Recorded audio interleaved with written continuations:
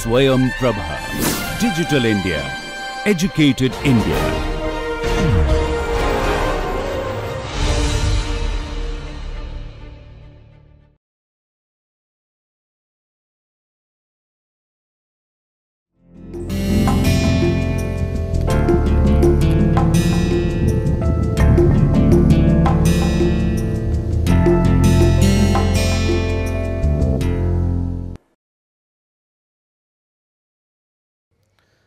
Dear students, welcome to the course Organic Farming. In last 3 classes, we have learned what is the organic farming, the definition, principles, what are the different type of things which are permitted to use in the organic farming, and what are the different type of restricted use. And we have already know we cannot use any inorganic fertilizer or pesticides or herbicide in organic farming. We have also known whatever the trends of world agriculture, how the export of different types of commodities is doing in the world, and what is the total area coverage in the world. We have also learned how we are going also organically in certain parts or for some high value crops in also in India. What are the different type of crops is going in the organic farming, what is the scope and limitation, and how our organic market in India is also developing, and what is our role for exporting different type of produce. Now, in this class we will learn the soil and crop management in organic farming. As we are already told, organic farming is we cannot use anything of these artificially produced or synthetically produced fertilizer, pesticides or growth regulators and other feedstocks. So, what we have to do? We have to rely some organic farming or organic manure. For nutrient, we have to make different type of compost. We can rely on the crop rotation, legume incorporation, crop diversification, farm diversification, and similarly we can use different type of compost, green manure, green leaf manure and vermicomposting. So, for managing a farm of organic, we have to think holistically.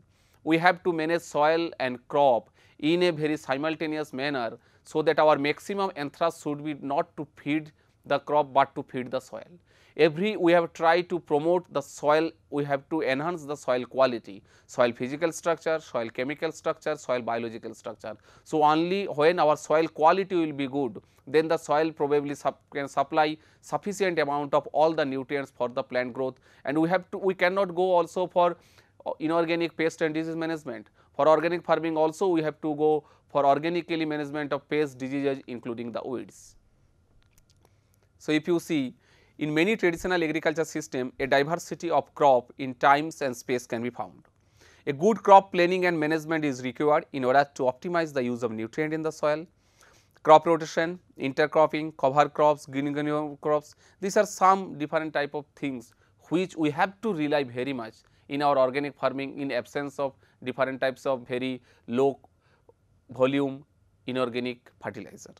So, if you see, a good management practices consist of which of the following things. In a good management practices, whenever we promote in organic farming, we have to do the crop rotation, we have to go for the farm diversification, legume incorporation should be an indispensable part, either may be different type of pulses, maybe intercropping, maybe in cropping sequence. Also the cover crops, so that the soil will be covered, soil condition will be better, the temperature will be regulated, and also soil erosion maybe wind or water will be less. Soil amendment, what are the different type of soil amendment, maybe FYM, and whatever the other type of lime which are permitted or restricted we will discuss, and whatever the different type of mulches, these mulches may be maize straw, it may be plastic straw or living mulches. Similarly, there is a very need of rainwater harvesting. We have to always promote to rainwater harvesting within our own farm, because and nowadays this is also it is going to be enhanced when our crop yield with using very less water. So, more crop per drop, this is our mantra. And whatever the different type of crop and variety selection, I have just will deals only these different type of these whatever the principles for a finally and a very suitably managed farm. And if you see, for crop and varietal selection, some crops and some varieties you have to always promote organic farming, not all the crops. There may be some crops which are very nutrient exhaustive. So, they take lots of nutrients from the soil. So, and there are some big crops which are very much insect and pest susceptible. So, in organic farming where we cannot apply any inorganic fertilizer or pesticide, we have tried to grow that type of crops which are somewhere, or that type of varieties where there will be some resistance to insect, pest and diseases.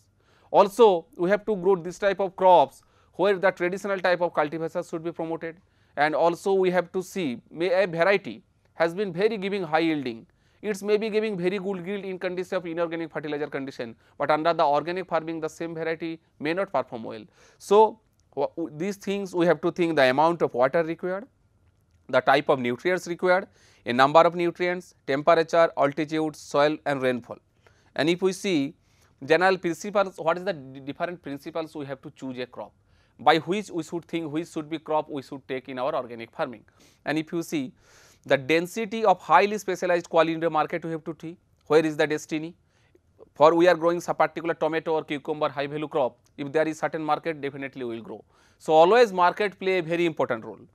Also the choose varieties which have a good resistant to common diseases, to take into account the effect of both the crops that come before and as will come after when deciding on the rotation. And what about the different factors determining the choice of crop? The demands of the market, the type of the soil. In acidic soil we have to grow this type of crop which are better suited to acidic, not the alkaline condition. Similarly in case of calcareous or alkaline soil, we should promote that type of crop, not the type of crop just like potato. So when we are location specific and climate adaptive crop we are growing, then our management will be very much easier, especially in case of organic farming. And a correct crop rotation is a strong point for effective organic agriculture. Now it is coming the crop rotation. Crop rotation refers to the sequence of crops and cover crops grown in specific field.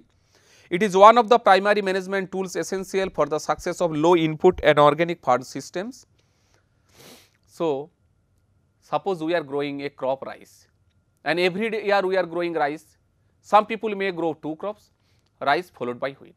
Next year again rice by followed by wheat, next year again rice by wheat. If we always follow this type of monocropping or same type of cropping situation, not only our wheat population will increase, insect and pest will be there, and there will be nutrient depletion, because they always take nutrition from the same layer of soil, maybe in the surface layer. So always we have to try to promote certain other type of crops. This year I have grown maize, so next year probably I can grow pea, I can grow groundnut, soybean. Similarly in case of winter crop also we should promote some different type of crops. So when we are different type of crops in a rotation, we are changing the crops over the time in a particular area of land, then our maintenance will be good, our weed problem, insect and pest attack will be also low, and that is very much required for a sustainable organic farm. So crop rotation is the following benefits: it improves the soil structure, some crops have strong deep roots. So there is some crop, they have probably in the surface layer most of the root is there. There may be some other crop where their root is very deep. So if we grow this type of crop in rotation, some crop will take nutrient from the deeper layer, some nutrient will take the nutrient from the surface layer. So there will be very less competition in between them. It also increases the soil fertility. When you are growing leguminous such as groundnut, bean, it fixes nitrogen in the soil, and after decomposition of their body part, all the nutrients whatever they have absorbed from the deeper soil layer, they again going back to the surface soil layer. So the crop which are growing in rotation, which have a surface root system, they will be benefited. Crop rotation also helps to control weed, pest and diseases. Whenever we are grow same crop year after year, the weed seeds become dominant. These weeds, there are some weeds, they are very much mimicry the crop plants, and they want the same favorable environment with that crop. We are growing every year, suppose rice, there may be some echinoclus species of weed which is very tough to identify in the initial stages. So if we are growing next year some other crops, then what happened? That weed does not get its favorable condition. So even though it germinate, it will not come to its maturity condition, so it cannot give its seeds. So in the next 2-3 years our weed population for rice will be reduced. So this is one important advantage. Second, sometimes when we are growing the same crop, maybe of insect, maybe of disease, their spores or causal organisms keep within the soil. So whenever the next crop is coming in succession, they attack. But if we change the crop, because this time they are very host specific, if they are attacking, suppose crop is maize, in the next 2-3 years he is not getting the maize, probably their density or their causal organism population will be decreased. So, always in crop rotation we promote for the efficient management of wheat pest and diseases. It produces different type of output.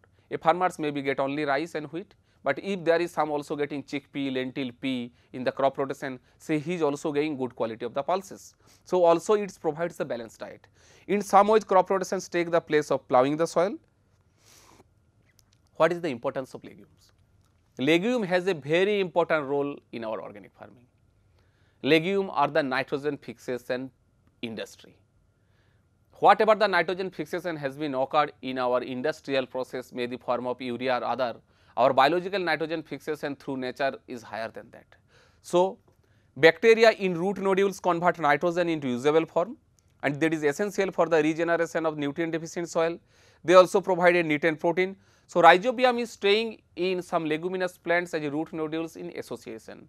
Plant provide the food and energy to the rhizobium, while the rhizobium is fixing the nitrogen from the atmosphere and giving back to the plants. So, they both helping each other, and whatever the nitrogen being fixed in the soil, a certain part is kept for the future use, so that our soil fertility is enhanced. So, if we are growing some legume crops in our succession, so probably in the next time when we are growing the same cereal crop, yield may be better. Legumes are also source of protein, folate, fiber, iron. They also have several components. They help to prevent development of various chronic diseases like cardiovascular disease, cancer, digestive health, diabetes and obesity. So, always there is a need of promotion of this type of pulse and legume cultivation under organic farming. Why pulses? Why not the other crops? There is a simple difference between the legumes and pulses. All the pulses are being legumes, but all the legumes are not pulses. Among the different legumes, whichever the produce we are using as our food as dal, just like our chickpea, chana, our lentil, we can also use the pigeon pea or black gram or green gram, that is called pulses. And if you see what is the protein percentage, a majority percentage for chickpea is 21%, for the green gram it is 25%, cowpea is 29%, horse gram is 27%. So, if you see the protein content, and in India we have a majority population are the vegetarian, and so protein is very important for its bodybuilding and health. So, in that condition these pulses or legumes play a very important role, apart from also they are enriching the soil fertility. So, always we have to try to promote this type of legume or pulse cultivation in our cropping system. Biological nitrogen fixation. In our atmosphere about 78% to 80% is nitrogen, but that nitrogen we cannot use directly in the field, and whatever the chemical process, nitrogen plus hydrogen is becomes ammonia, and after that we are producing urea. And this inorganic fertilizer whatsoever we are using, there is a lot of cost is there, lots of energy involved, but nature has provided the rhizobium that capacity, so they can fix the nitrogen from the atmosphere in the plant's root, and they supply this nutrient to the soil and make the soil fertile. And if you see there, this rhizobium bacteria is a gram negative bacteria, they are microbiologic, but they are always host specific. We have, whenever we do some crop management, we have to think what type of pulses we are growing. If we are growing alfalfa, then rhizobium meliloti will be needed for inoculation. If we are growing for soybean, probably Bradyrhizobium japonica will be needed, while in case of pea and lathyrus, Rhizobium leguminosarum vers viscei is important. So, one species may not be applicable for the other. So, always we have to take care of this crop and soil management practices. Similarly, whatever the contribution of rhizobium in the nitrogen fixation, if you see in case of nitrogen we can fix from 60 to 98 kilo per hectare, while in case of clover up to 200 kilo nitrogen of fixation can be done. So, 200 is not a very less amount. This 200 mean more than 420 kilo of urea.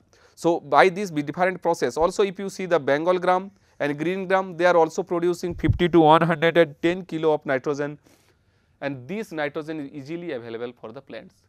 They can grow for that. What is the intercropping?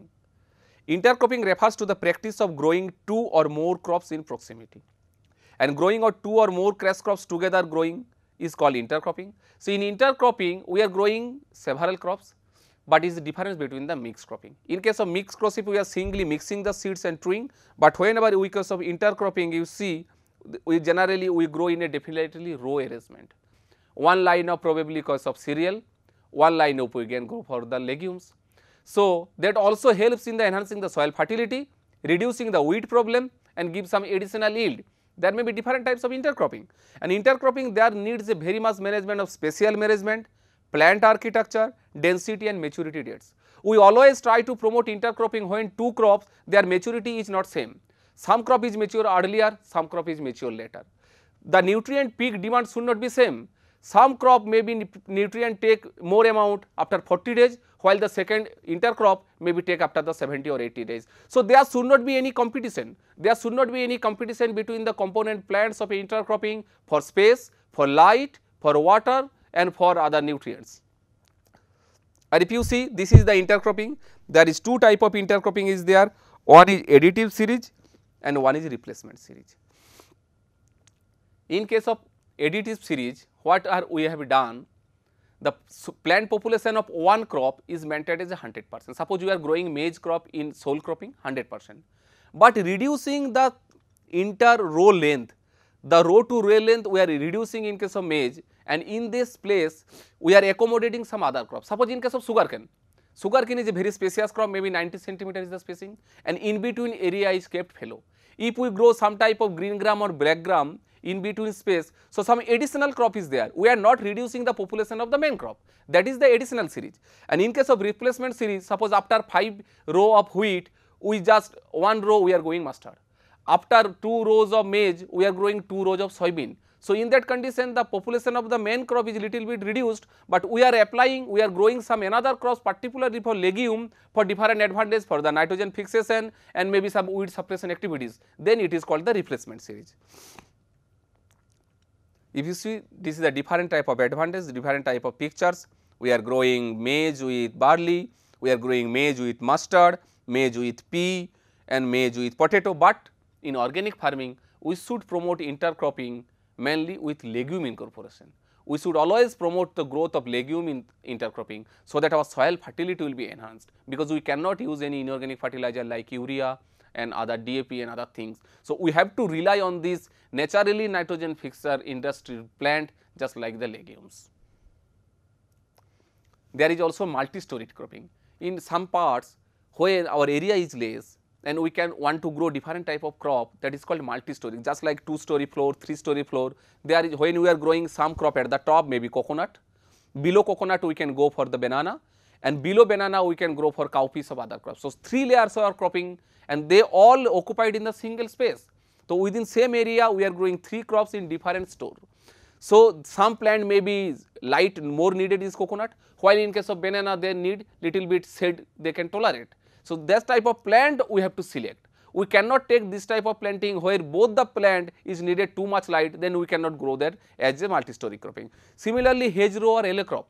In our field there are lots of area is there in the band, that area is not utilized properly. So, we should always promote to grow some leguminous crops. Why legume? Because also they fix the nitrogen in the soil, and also their leaves contain nitrogens like Tephrosia or some other hedgerow crops more than 3% nitrogen on the dry wet basis. So, whenever we using these leaves by simply cutting, chopping and mixing in the soil fertility ends up. Also they work as a soil conditioner. They increase the soil aeration, that is the soil porosity, reducing the bark density, and that improves the soil physical structure. There is another term is green manuring. Sometimes we are growing, when we grow some type of crops, here our main advantage is not for the yielding. We are growing these crops not to get any economic product. We are simply growing these crops as a soil conditioner, because when we are growing some luxuriant crops in a field prior to growing the main field, lot of enough biomass will be generated, and this biomass after certain past, when they are very soft, after 30 to 40 days we are simply cutting and chopping within the field. So, what happened? This enormous amount of crop residue is coming back to the soil. So, we are carbon farming, we are enriching the carbon in the soil. So, it enhances the soil physical, chemical and biological properties of the soil. Beside, we also, if that green manure is legume, it will add nitrogen fixation.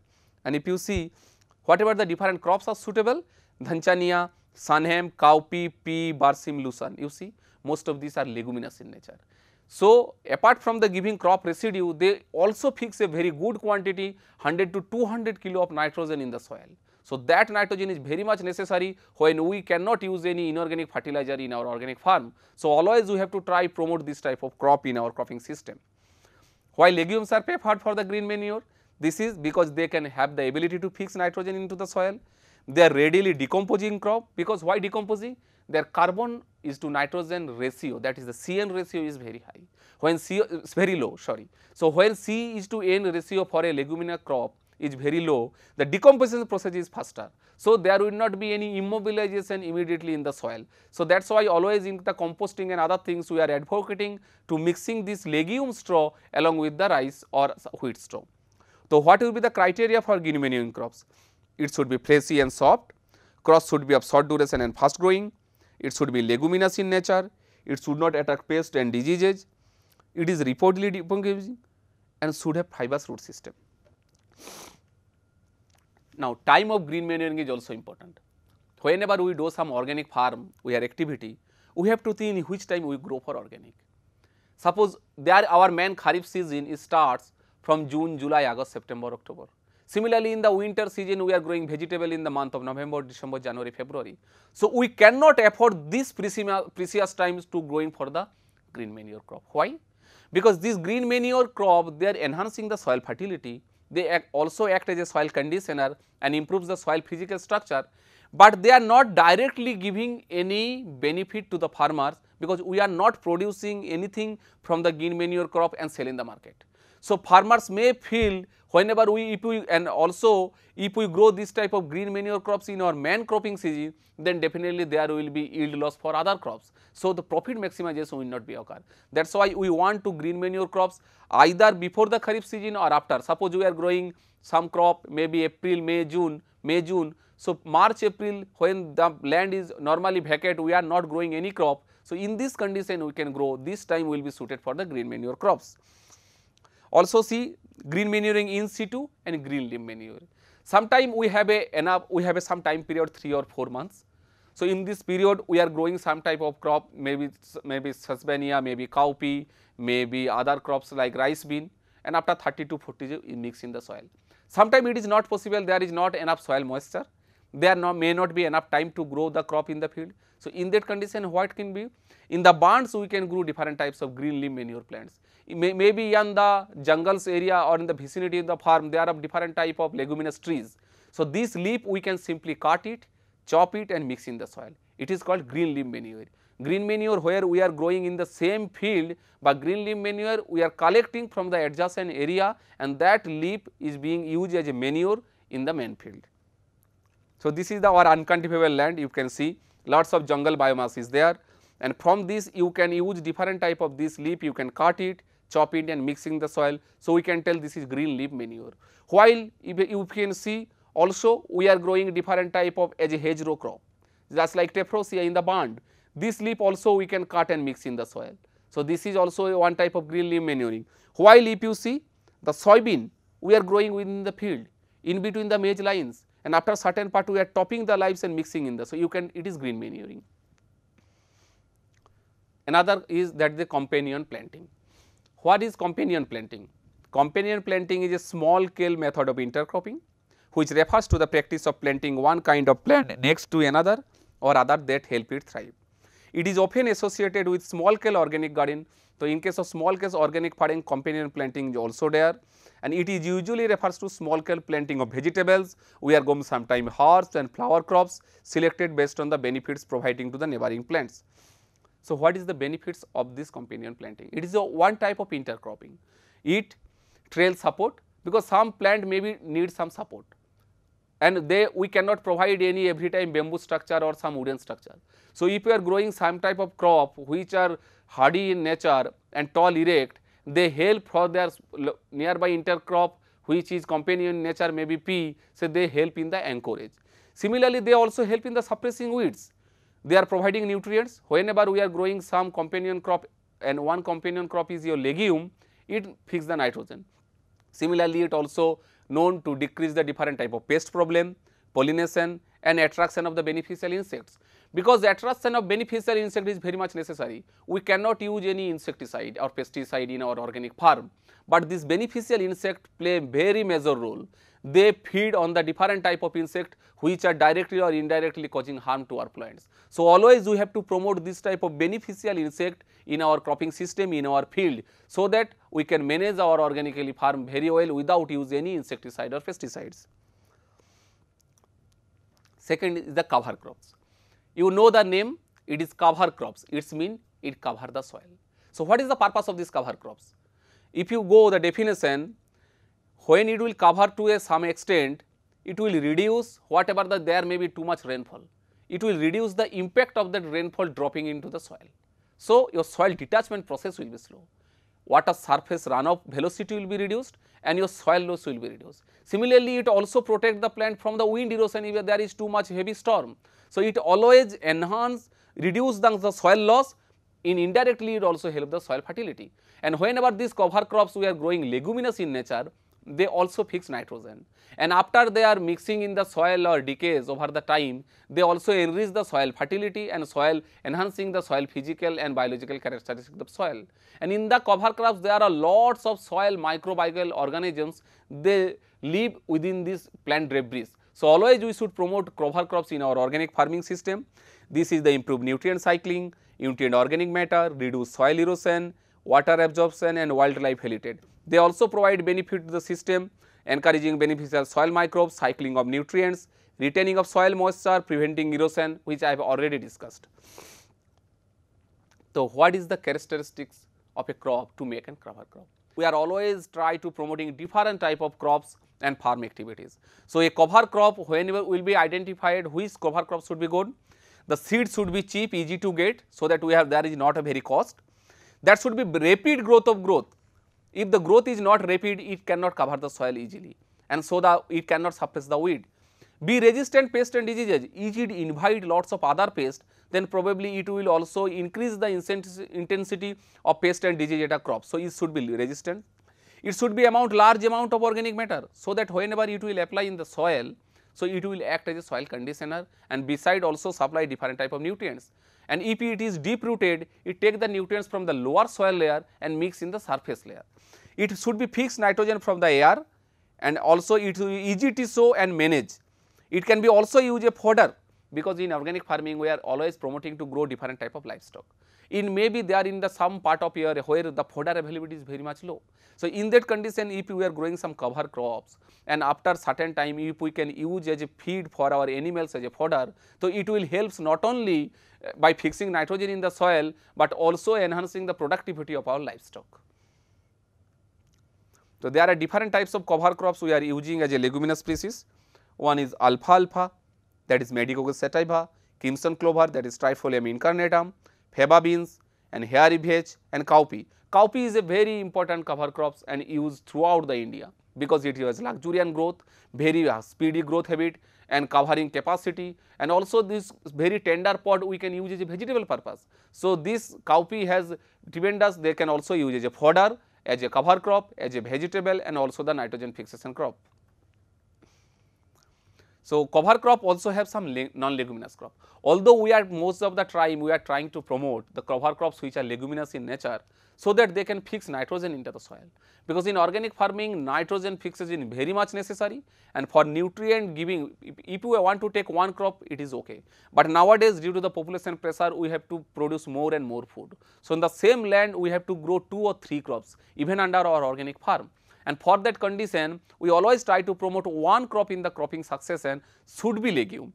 So, but in some cases we can also grow for some other crops which is not legume in nature. And what is this? One is the barley, that is the buckwheat. This is Phagopyra masculinum. There is a very important crop, and it can grow with very limited soil moisture. You need not to apply it in irrigation.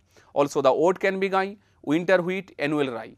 So, these cover crops, one of the important things, just on not only they are helping to conserve the soil moisture and also the reducing the soil erosion from the water and wind storm, but also using as a fodder for our animal. So, any cover crops they have the multiple type of objective, and we have to always promote this type of crops, cover crops, especially legume and non-legume cover crops in our organic farming system for a better sustainable yield and better soil quality. So, right now I have discussed what about the different crop management practices, because I have already told in organic farming how we can arrange different type of crops, maybe cover crops, maybe legumes, either is a intercropping or in cropping sequence. Also different type of crops, how can we grow as a green manure or green leaf manure. Now we will concentrate on whatever is the different type of soil amendments. So, what is called the soil amendment? Amendments is any material when you are applied in the soil, so they help to amend the soil. So, it means they help to enhance the properties of the soil, maybe physical structure, they can enhancing the quality, they can also the soil chemical quality and also the soil biological quality. So, there are different types of materials which are allowed under organic farming to enhance the soil amendment, and this is very much necessary to make a very good quality soil in organic farming, because here our main promotive is not directly give the nutrient to the plants, but feed the soil, so that soil becomes self-sustainable to provide all types of macro, major, minor or micro nutrients to the plants in sufficient amount. So, if we see why do these materials needed? To increase the soil organic matter, to support the soil food web, to increase the moisture holding capacity of the soil, to improve the texture, improve the soil erosion, and what are the different type of soil amendments? Black earth is there, peat moss, compost, animal manure.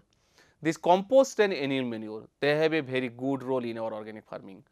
In our future process, we will also go whatever the different type of composting process, what is the different type of compost and animal manure, whatever the different sources of animal is there. So, how in our next lecture I will also deliver in details all type of different manure is how to produce, however different manure and what their nutrient concentration I have already discussed in my previous lecture. So, here I will tell some light on the different soil amendment, how are they are helping. If you can see this a picture of different element, you can also maybe lime, maybe your cow dung or maybe some other materials. So, what is the different types of? One is animal manures. The animal manure may be goat manure, sheep manure, horse manure, buffalo manure, cattle manure, duck manure, poultry manure, rabbit manure. So, lot of livestock is there and all their manures has a certain role in the organic soil amendment. They enhance the soil pH, they some also reduce the bark density, increase the soil aeration, enhance the soil water holding capacity, enhance the nutrition. Similarly, there is municipal waste. In type of all the cities, there is too much waste is there. If we can convert to in good quality organic manure, they also have some role in our in soil amendments. Green manure, we have already told what is the different type of green manures we are using in the crops, different type of legumes we are growing and we are applying mixing in the soil, they also act as a soil amendment. Similarly, industrial discharge is there, maybe some sugarcane industry, just bagasse and also some other plants, but we have to always sure in which chemical procedure they have gone. If there is some chemical procedure and lots of some chemical residue is there, maybe some heavy metal is there, then we cannot use in our organic farming. So, there are some is on farm and off farm. What is on farm? On farm, what is the different type of residue that is generating or producing within the farm, that is called on farm. And what is because our off farm, what we are not, that generation is not within our farm, but that is lot of available outside of our farm and we can use that. So, on farm sources include bedding, because in every livestock component we are getting different type of bedding materials, maybe sawdust, maybe rice straw, compost, crop residue, manure, then silage, spoiled food, that is our kitchen waste like this, and spent nutrition solution. This is our on farm sources. And what is the off farm is available near our outside our farm. These are includes chemical fertilizer, chemical conditioner, but in organic farming in chemical fertilizer and chemical conditioner cannot we use. So, we have to think which is not produce the chemical fertilizer producing, but we can use some wood waste, some agricultural waste, lime is also applicable in organic farming. So, why composting is necessary? If you see, there are whenever these all the residue materials is there, we cannot directly use these materials in our field, because they are very bulky in nature, we cannot carry, transportation cost will be very high. Similarly, all these whenever we are using, they may be too much odor or there may be too much moisture to handle, but if we all the organic residue, maybe our kitchen waste, maybe different type of cow dung and slurry and also our plant like rice straw, wheat straw and other, and if we can make good quality compost, then it will be odorless, it will be very low in volume, quality will be superior, and it can be easily applicable for the farmers. A labor also can use this, and he will not feel hesitate to use. Similarly, the complex materials should directly convert it, because whenever this organic residue we are applying into our field, there is a problem due to their high CN ratio. There may be some immediate immobilization occur within the soil. So, nitrogen in the periphery of the root surface may be reduced for certain particular time. So, but if we compost this, and when in the process of composting, the CN ratio will be narrowed down. After that, easily it also reduces the weed problem.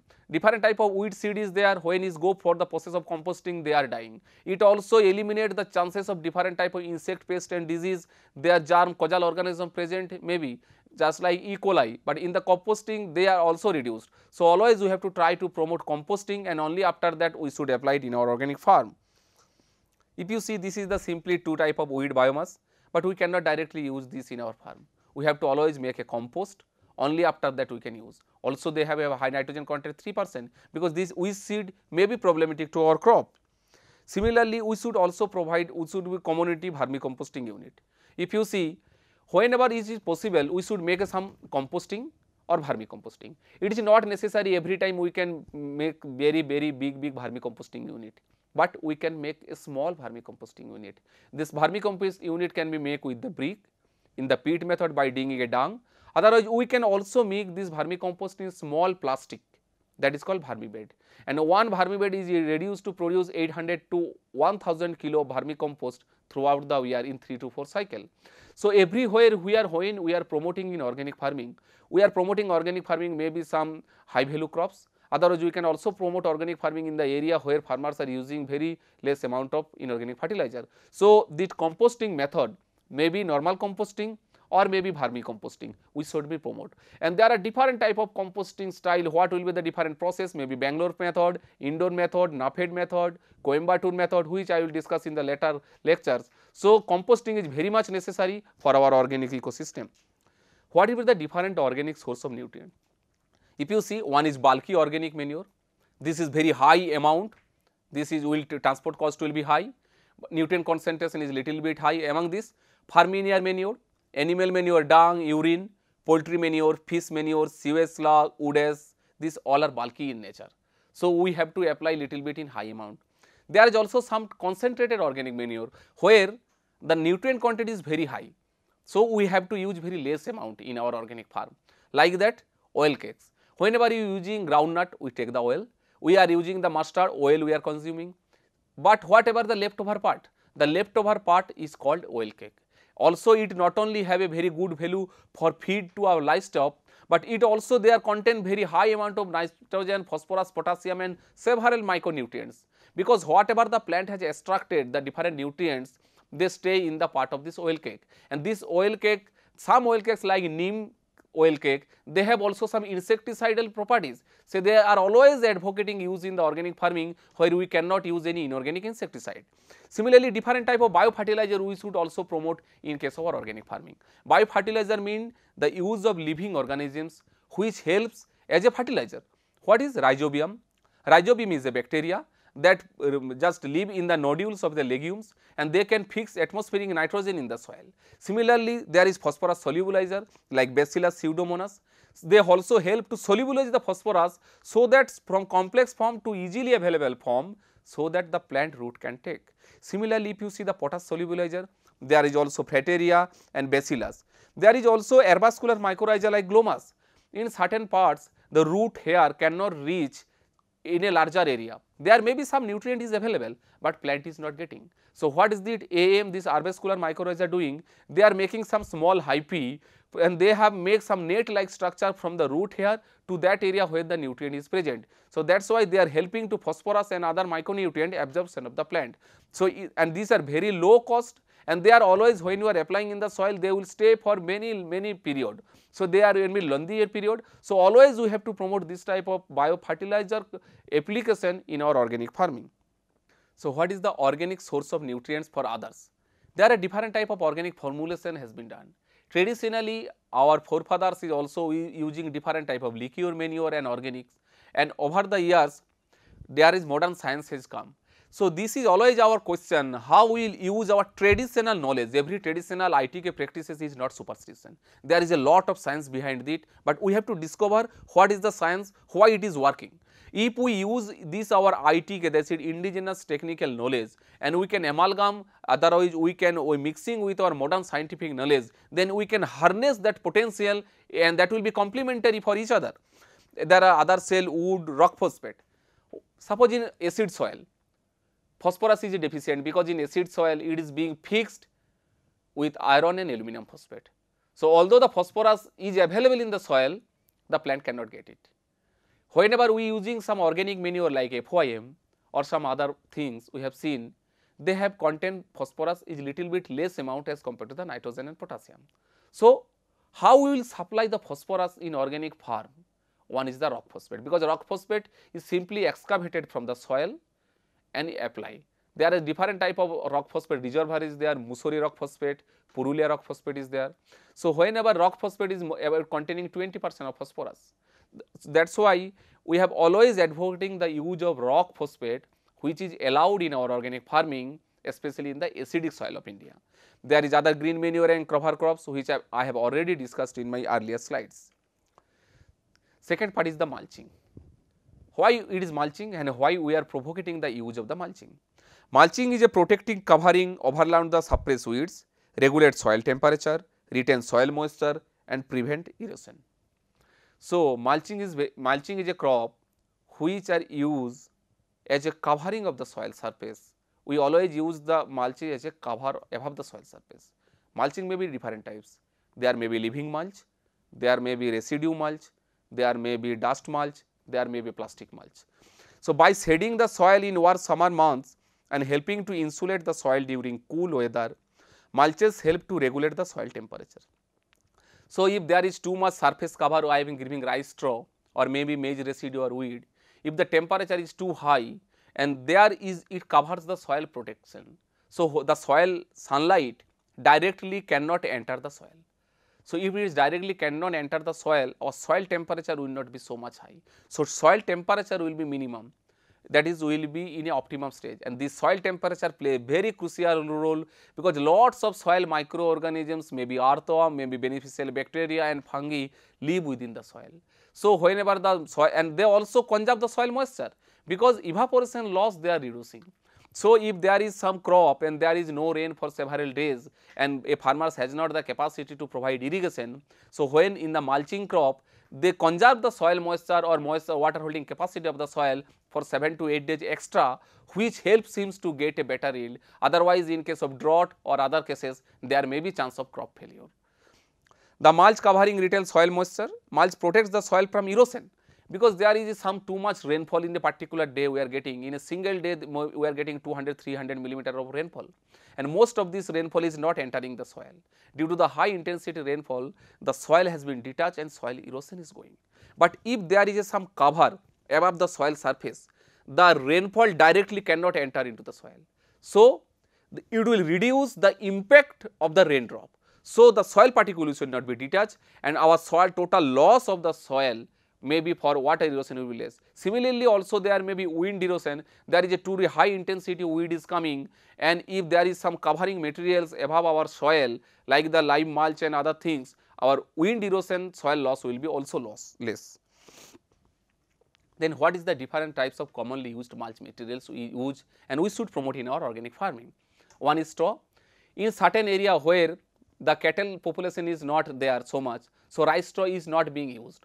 So, in that condition, that rice straw we always can be promoted as a mulch, and we have done different type of experiment under Indian Council of Agriculture Research Field. We have seen when after rice we want to grow a second crop, maybe pea, chickpea or lentil, always there is a problem of soil moisture, and we want to grow this type of crops in the residual soil moisture.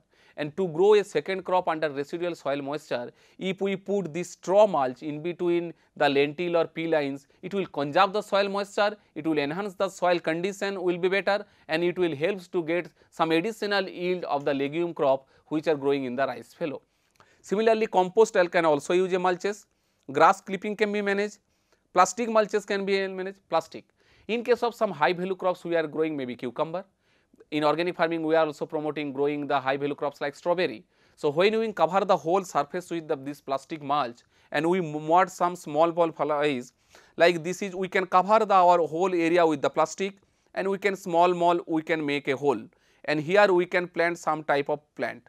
So, what will happen in that condition, the most of the area is covered by the plastic mulch. So, whatever the solar radiation cannot enter in the soil, and in this process our soil moisture will be conserved, and also help to reducing the weed population, because there will be lots of weed seed, but they will not germinate. Even they will germinate, they will be died within 2 or 3 days due to the pressure from this plastic mulch. So, this type of mulching is also advocating in our organic farming. You see, this is the picture of types of mulching. Some is plastic mulch, you see how beautifully strawberry is coming here. All the area is covered with black plastic mulch. So, we need less water, because nowadays water is very precious and we have to produce more crop per drop.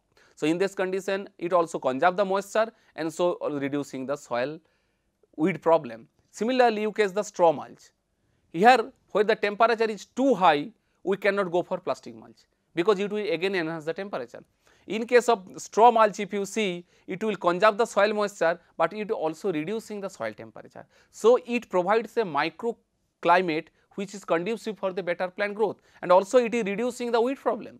And whenever we grow this wheat straw or straw mulch, after certain time 2 months, 3 months, it will be decomposed.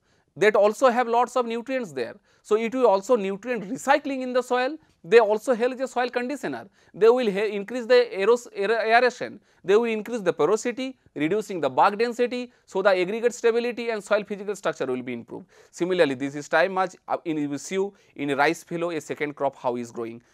We can also grow for lime mulch. Lime mulch is called when we are not using any dead part of the plants, just like straw, residue and other things, we are using a second crop, a live crop as a mulch purpose. Now, living mulches, what is called the living mulches? I have already shown in the last picture, when we are growing some crops in situ along with some plants, it is called the live mulches. Live mulches are low growing vegetative cover crops, they are intercropped with cash crops. Live mulch are also used to extend cover crop benefit. The benefit may include weed control, increase fertility and increase soil moisture. Typically, living mulches should germinate and grow in the shade and be low growing relative to the main crop. They can compete with cash crop for moisture and nutrients, so they are not recommended for low growing shallow rooted susceptible crops. So, in case of live mulching also, we should promote that type of cropping where two plants cannot compete with each other. If that crop they are competing with our main crop for nutrient, for water, for space, for light, then our crop probably not get its optimum growth condition and yield as well as the quality may be hampered. So, always we have to take care of these type of things, maybe in intercropping, maybe in green manure, or especially also in the living mulches, which type of crop companion we should be selected. So, organic mulches benefit is also when it applied to the soil, it reduces the weed growth, it can prevent the soil capping on silty soil, it can be used to protect more tender perennials from the frost and can be decorative and protective plants for plushes of soil. So, whenever we using any organic materials, it not be plastic, we have to take organic materials, maybe plant residue, maybe wheat straw, rice straw, barley straw. You can also different type of lime mulches is there. There are lots of weed is also present in periphery of our farm. This weed can be simply chopped and we can use as a mulches. And we have shown in experiment different type of experiment. After the maize fallow, when we are growing mustard, after the maize we can grow mustard without giving any life saving irrigation with the help of these mulches. In this case, one weed is there called ambrosia, and we chop the ambrosia and we apply in between the lines of the mustard as the rate of 10 ton per hectare. So, the soil moisture will be conserved and we can get a better yield in case of rapeseed and mustard as compared to where there is no organic or live mulch. Now, rainwater harvesting. Every day I am telling this is a very important thing. Rainwater should be harvested. We are lucky enough that we are getting enough rain in India, more than 1000 millimeter per year, but majority of our rain is going wastage.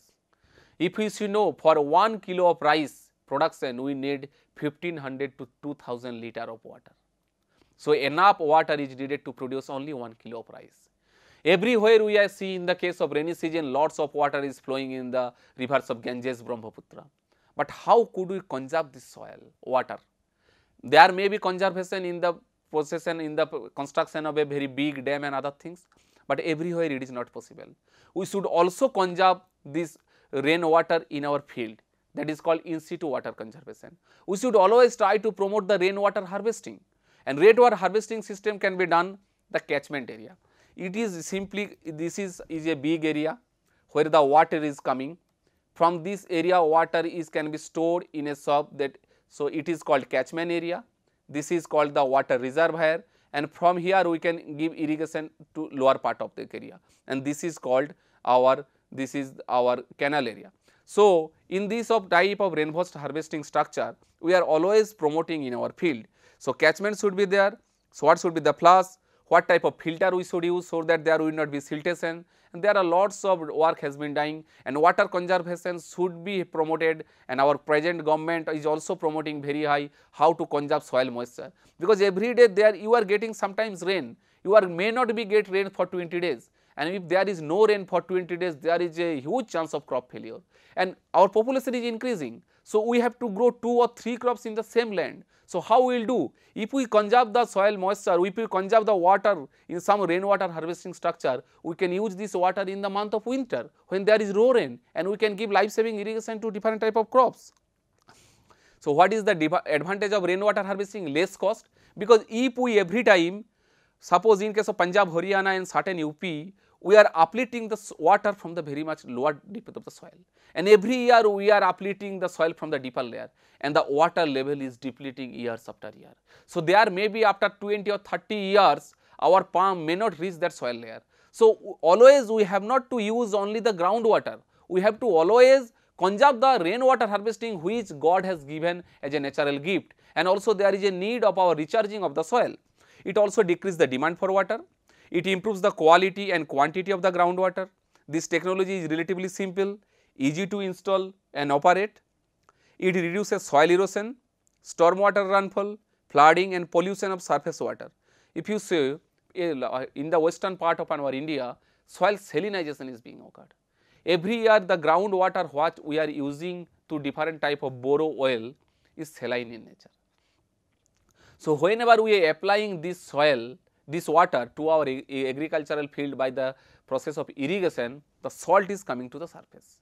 So, nowadays the salt accumulation has been occurred in the soil surface. So, crop growth is being hampered. So, always we have to try to promote to water conserved by rainwater, because this is given free, and this rainwater is not a salty water, it is a pure water.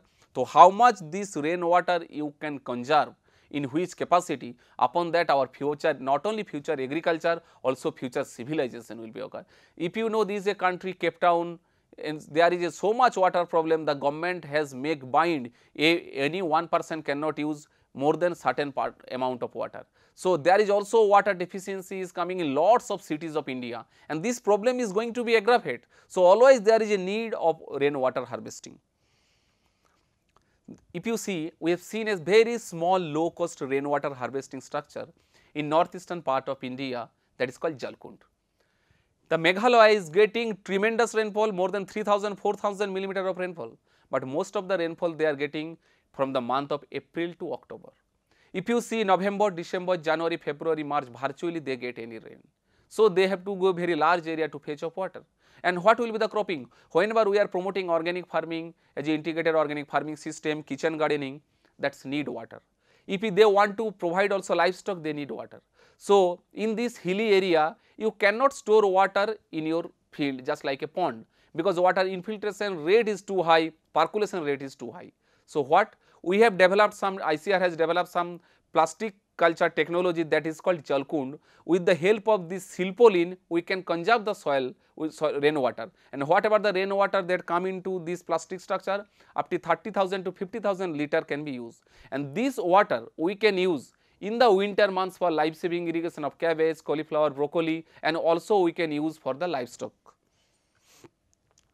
The management of weed is very much important in organic agriculture, and in organic farming we cannot use any type of herbicide. So, our role is very much related, and if we see for that we have to take different type of holistic and organic weed management practices. So, what about the different practices we are going here? One is crop rotation, then is the cover crops, intercropping, mulching, stall seedbed, soil solarization, compost, and also different type of technology we are promoting. So, in case of crop rotation, we are growing different type of crops over the time, we have to change the crops. In intercropping, I have already discussed. Stall seedbed, in case we have to plow the field, and we have to wait certain part of time, so that whenever we are plowing the field and make it is a very good condition, the seedbed which are present in the deeper soil layer, they come into the surface and they germinate. After their germination, we are plow the field. So, weed population will be reduced. So, in this condition, not only for the weed management practices, this is the different practices how we are controlling the weed. Similarly, we for pest management, for disease management, we have to also think like that way. We have to use different type of natural pesticide, maybe neem oil, maybe other things, so that we cannot use any insecticide or pesticide. We have to promote this organic culture in this, so that different type of holistic approach we have to think, mechanical method, cultural method, prevention method, and also biological method we have to adopt. This is the different type of, you see how we can do for weeding in a organic farming. This is a simply cono weeder. With the cono weeder, we can just weeding in case of rice in the transplanted condition, that not only reducing the number of labor, but also reducing the cost, and also it is time saving, because sometimes you may not get labor. So, this type of different type of mechanical process of weeding we are also promoting in the organic farming. Since the farm diversification, there is a system of cropping system and farm. So, in our organic farming, we should not only promote the growing of crops and crops, because everyone has a certain limit.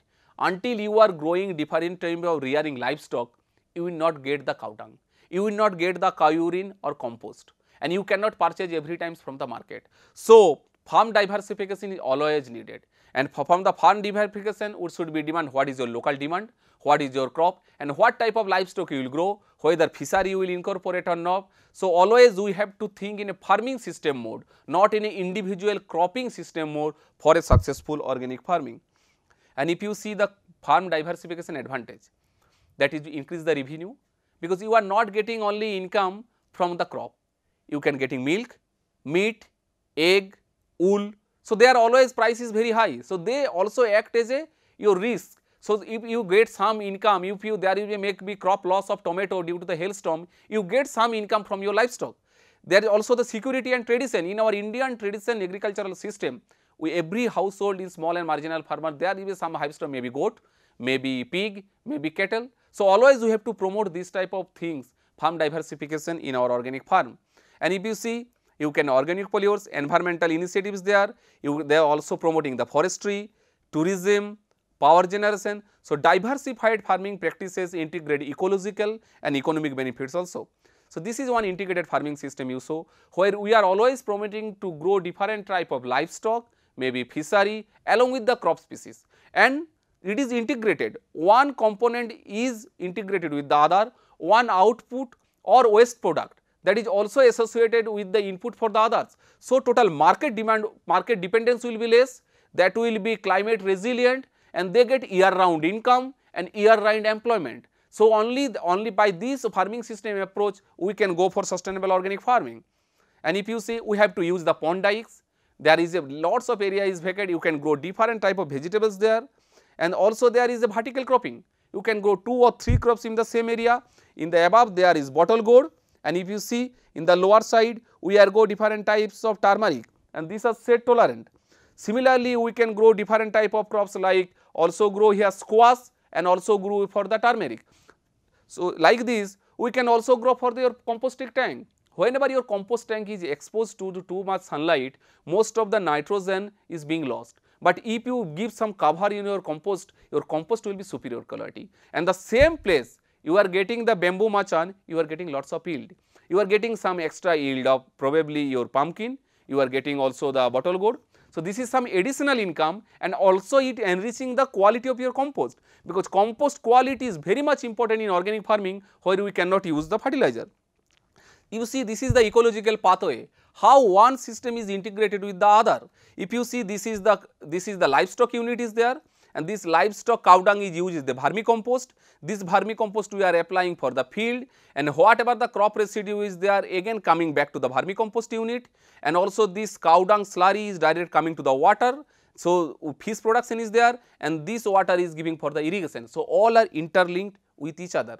And one was some model we have seen about 95% of the total nitrogen demand, 81% of the phosphorus, and 98% of the total we can meet within our system. So, if we go this integrated organic farming system, in this mode if we promote the agriculture, our organic farming will be sustainable. So, and that will be very much risk free. Thank you.